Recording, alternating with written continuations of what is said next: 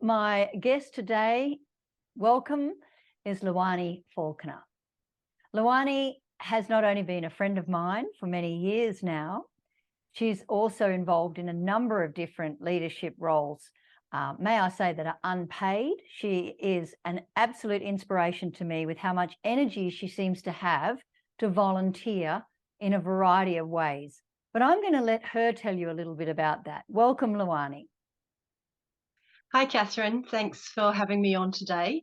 Leadership is just something that has naturally become part of my life, and I am involved in quite a few different areas, and some of those have been long-term things that I've been involved in, and some of them have just been for a season.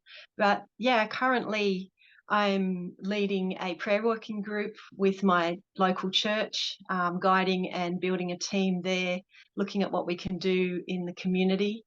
I'm also part of our church worship team, which involves lots of different leadership skills, being out the front and also encouraging other people in that space. I'm part of a team that facilitates some solitude and silence spaces. This is a rather new project, so it's in the startup phase and the trial phase.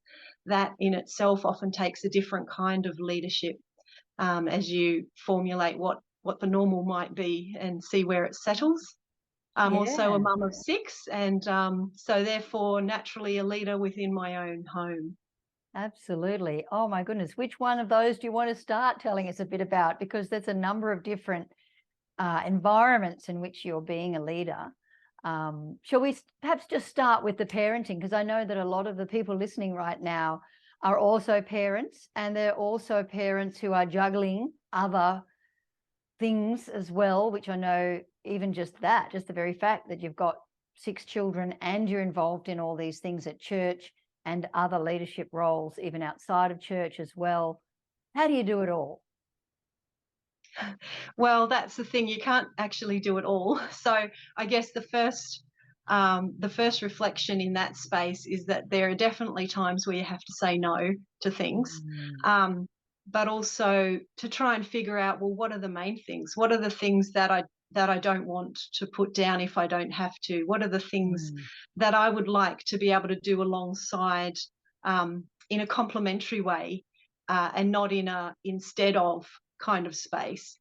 So being a co-leader of my family with my husband, there's always things that are on your mind, things that you mm. have to attend to, and um, and prioritize.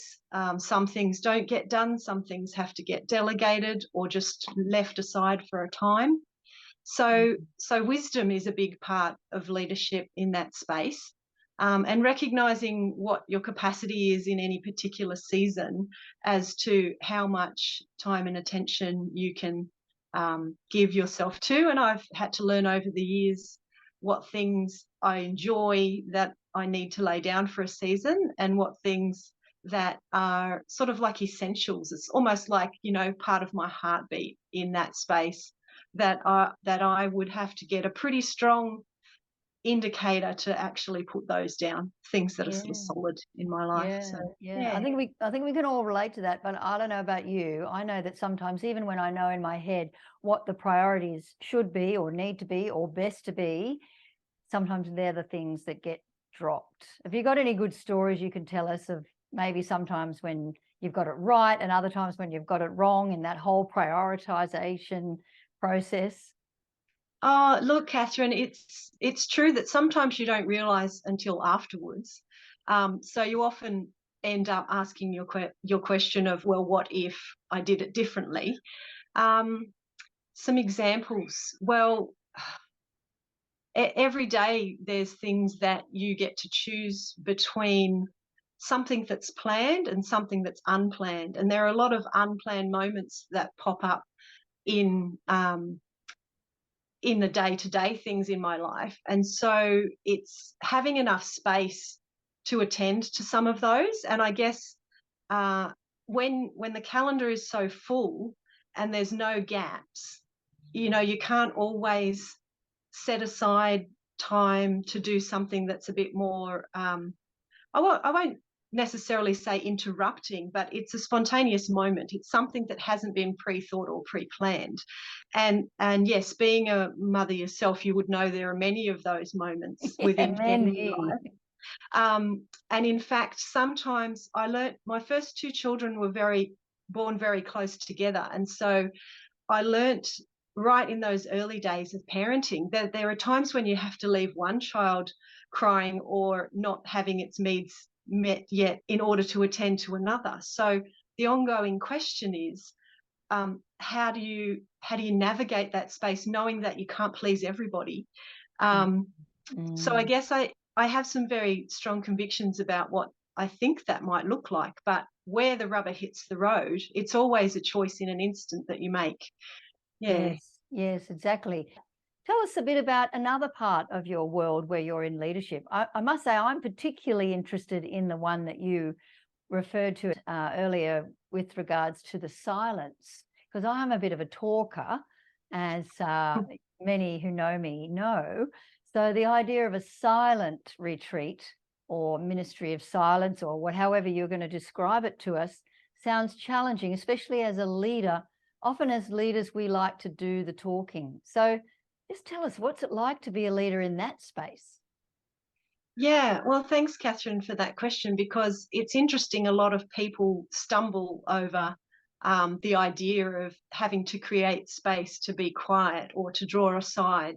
Um, but in our daily walk with the Lord, we have found that, or I have found that I actually gain a lot of strength from those times where I can intentionally uh, create some space to sit and to listen and to reflect, just even to be with the one whom I love, Jesus, and explore what's happening in my world. So there are times where I like to do that by myself, and there's a group of us who have, in the last couple of years, decided we'd like to go on that journey somewhat together. So we've just started creating these spaces and inviting other people to come and be a part of those spaces too. And I'm quite sure that there are not just leaders, but people who are listening right now who the idea of having just a quiet, reflective time in silence would be very refreshing, but also very foreign. I mean, our world is often just so busy. We're just juggling so much, the weights of the responsibilities that are often on us. To make that a priority, to take time to do that would be amazing. So yeah, thank you for highlighting that. Have you got any suggestions for those of us who are in that boat where there's just so much going on in life? How to maybe have little, even micro moments through the day, or like Mm. a time of a week? I might just share a little bit of my own story here while we're talking about it. I know that I need that in my life. So I've actually chosen right in the middle of the work week on a Wednesday, I take time out for myself.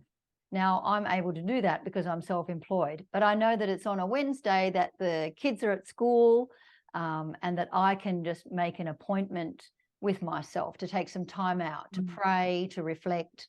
And I do that, and I make that a regular weekly thing. Others I know do it on a Monday, especially if they've been in church leadership on Sunday. Others have it as Sunday because they work Monday to Friday. So there's no right way of doing it, I know, but I'd love to hear if you've got any tips for those people who might just need a little encouragement to take some time out each week or even each day. Yes, Catherine. Well, that's something about the rhythms that we try and create in our lives. Um, and I guess one of those things is trying to figure out what's important. And sometimes we put so much on the emphasis of things we have to do, how many hours are in a day. We sacrifice our sleep. We even eat meals in our cars, like to Yes. try and fit more and more in. And Yeah. there's definitely this practice of being able to slow down, being able to say the world will go on despite my to-do list still having 100 things on it. Tomorrow's a new day and there are things to do today, but Yeah. let's just like the world actually, the world will go on without me finishing this task. And Yes. and I guess part of that is what I've been learning over the last couple of years, especially, is just being attentive to what's going on in our internal space. Where do we need to work through some perhaps issues in our own lives? Where do we need to get alongside another in an environment where we can talk out some of our concerns and frustrations? Part of being a good leader is being someone who knows the ebbs and flows of, when can I stop and when can I go? And the challenge is to do both the going and the stopping with a sense of purpose. Not say I stop so I can go, but even that's a narrative that I've had to shift in my own life. This idea that, I have to have these spaces so I can run with more strength, which is a reality. But what I'm learning is that you can be in a space where you are on the go, where you are busy, where you have a full schedule, and know that there are moments that you can stop. You mentioned moments earlier, and I think that's one of my favorite things. It's a deep breath before I walk out the door. It's a pause to, when you check the diary, to just be attentive to the things that are on that day, and it's just it's a really beautiful thing to start to recognize the way they work together, the drawing aside, the silent times where we learn to still all the voices that speak to us the loudest, and just be able to then step into that sphere of noise and public places, the expectations others put on you, where I think, you can sift what is yes. from your own thoughts and other people, and also just lay things down. You've Yeah. touched on so many things that we could dig into. I'd hardly know where to begin. Here's a topic that we touched on I'd love to pick up on, and that's that whole issue of other people's expectations. Loani, do you feel brave enough to share a story of when maybe you've actually had to say no to someone who has had unrealistic expectations of you? That is a brave choice, and that's what we're talking about here, being brave as leaders. Got a story you can tell? Well, look, sometimes I recognize that there are expectations that other people put upon you. You're available, or you're keen, we'll give you this job. They often say, if you want Yeah, something done, ask a busy person. Have you heard yes, that? yes, I Being have one of heard that. those, I'm like, not another thing. Yeah. Yes, which is great. But then it's like, I could do that, and maybe I should do that, or shouldn't I do that? And you get into this whole seesaw of Yeah. yes, no, should I, could I, will I? Yes. And quite often, sometimes you end up regretting the decision, whether it's a decision to do something you should have not done, or whether it's a decision to lay something down and you think, well, I wonder if maybe I'd said yes, but you can't actually rewind anything. No. So what I've discovered is that one of the things that I do is I put expectations upon myself. And so sometimes I will actually second guess what somebody else's expectation of me might be. And then that's another whole layer to that issue, isn't it? Yes. Um, how can I live up to my expectation of what I think Being they are another think person. what I should do, or who I should be? And I think the more I gain confidence in who I am, what my giftings are, where my passions lie, um, the more I gain confidence in that place, the more freely I can say no or yes to something. And can I add to that, that it also enables you then, if you can stand strong in that place, to actually give other people the same freedom.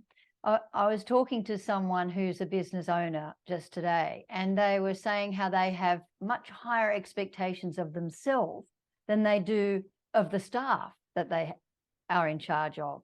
But I also happen to know another business leader who is the other way around. I feel like he expects too much of the staff in his care, or that are reporting to him, and a little bit maybe less of himself. So finding that right balance, that is both knowing when the yeses need to be there, but also knowing when the nos are okay, is important both for ourselves as leaders, but also for the freedom that we then can give to those who report to us. Yes, yes, for sure. And sometimes there are things that just have to be done. But Yes. other times there is a choice to engage. And it's worth thinking about whether that is something that you're doing for another and to please them. I realized, multiple things growing up had brought me to places where I love to please people. And so that's been a real, not a struggle, but something I've been really aware of in my own journey, that, okay, I don't know what they'll think. And I'm still learning to let that go, to hand that over, and Yes. to trust that the things that I choose to pick up, well, what are the measures of success? Sometimes it's just simply doing something you believe you should be doing. And other times there are measurable things that you want to have as outcomes. But yeah, it's interesting. It's very interesting to figure out where you get your motivation from in It is. terms of how you spread yourself in leadership spaces. Yeah, exactly. And I don't think I'm alone in saying that. I think on the whole, women struggle more with that issue of worrying about what people think. I'm not saying that men don't struggle with it as well. They do, but it is a particularly common theme amongst us women. And it's something that we need to break. Even my husband's noticed that I put on more makeup when I'm meeting with the girlfriends than I do, when I'm just going to a business meeting or a date with him. And I went, oh, why do I do that? Oh, because I worry about what the girls think, worry about what each other thinks. And we need to break it. We do.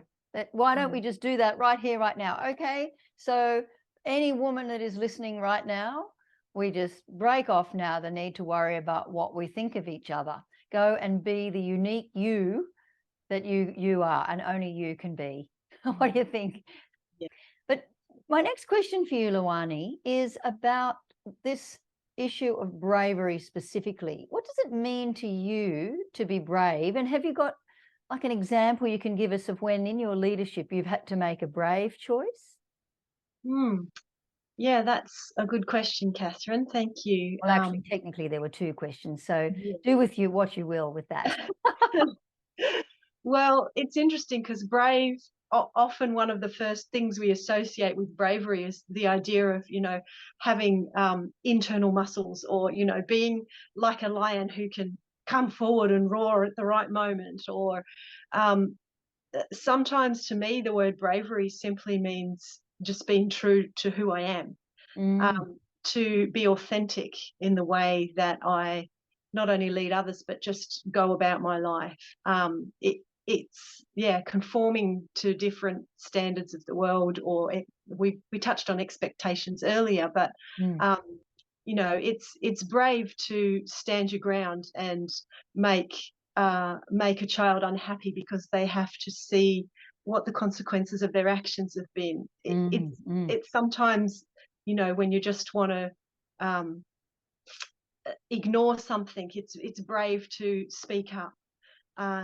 It To me, it's brave to actually voice an opinion or a thought, knowing that perhaps the person or the people you're talking to are not going to understand how much significance that might have for you, or where perhaps it differs from their opinions, which might be particularly strong or in another space. So it's brave to sit alongside another who has a different way of thinking from you and still hold your ways of thinking. There's lots of areas where we can be brave. Yeah, you've just listed a whole bunch, and I have a strong feeling that you're talking from experience. that you've had Yeah. to make those brave choices. Can you think of a time, not that it's meant to sound like a job interview? I think, look, I was thinking about, well, we're talking about leadership, and a couple of years ago, I was doing some spiritual formation and Mm. just discernment work with a group of people. In that space, I actually was struggling a bit with a new area of leadership that I was being involved in. And I guess brave is the right word. Courage seemed to be lacking. I Mm. would plan things, I would dream, I would have vision for what's going to happen, and I'd arrive in those spaces and then something would unfold, but I would think, oh, I only touched a very small portion of what I believed I wanted to bring to this space. And I reflected with them saying, I don't know if I want to lead this thing. I might just want to follow someone else. And we had a bit of a discussion about that. And amongst that, one of the participants just looked at me and he said, you are a leader and I would follow you. And something That's shifted in my powerful, isn't spirit. it? Mm. Yes, and settled in my heart and changed something about my courage and my bravery right then and right there. Um, just that permission to be who I think I am, that permission to bring something and then perhaps fail at it instead of taking a safe option. I'm so pleased you had somebody who was willing to speak into your life like that. Yes. I know, as many know, that I offer coaching, and I often get the privilege to be able to speak like that into my clients. Mm, And they do, they go away changed. yeah. But, you know, if you haven't got someone like that, it doesn't have to be a paid coach. It could just be a mentor or a good friend. Go seek one out. That's what I feel like saying to everyone who's listening. Go find your person who can speak to you, who can speak truth, because sometimes they can see things in us that we can't see. But once we see it and they help us to see it, it can be just so life transforming, can't it? It sure can. And I think when we rise into that and we step into that part of who we are, what we find is that other people come alive. So it's almost like they were waiting for that. And Yes, I've yes, noticed exactly. the times that I've tried to perhaps encourage other people uh, to take that leadership initiative or role, or in certain circumstances it's been like, no, that's actually your job, go and do it and see what happens. And when you turn around and have a look, you find all this fruit of life and encouragement in another, and one who might take something of what you've said or who you are, and make it their own, take your experience and your journey and your struggle. And I guess that's one of the things that's really good about talking about things in this space, is because it brings things out that other people can grab hold of and say, oh, perhaps I could try that. And their own unique Mm. spin comes to that because they're not who you are and their circumstances are different to yours. But it's a real opportunity when we set something free, almost, if I could say it like that. Yeah. Um, and it's visible, that others can then take their place as well. And then it becomes contagious. When we see Yes, somebody else doing it, it yes. can inspire us to do it too. I wanted to just share with everyone one of my first memories of you as a way of just honoring really the servant leader that you are.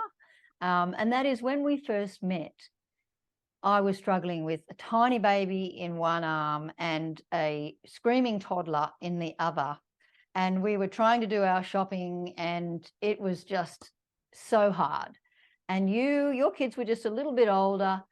You saw me, you came over to me, you befriended me, and you helped me where you could. And sometimes it was just hold the baby for a minute while I filled a basket or whatever it was.